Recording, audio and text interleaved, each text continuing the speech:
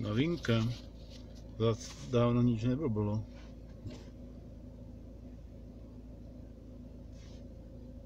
Start stop. Nechcem. Vypínam jak vždy. Hlavne error. Je zapnuté start stop. Nechcem, aby bolo. A dám error. Nemôžem vypnúť start stop. Doteraz som to stále vypínal.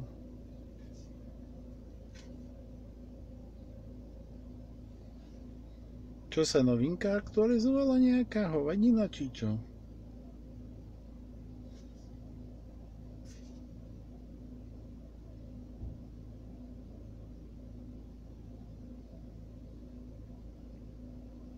Dezaktivovám, tam píše.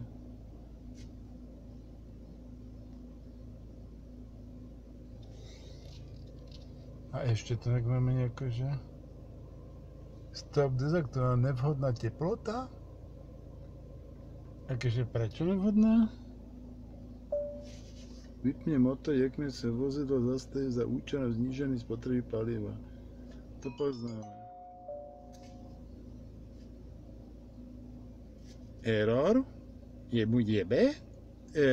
Jak to povedať slušne?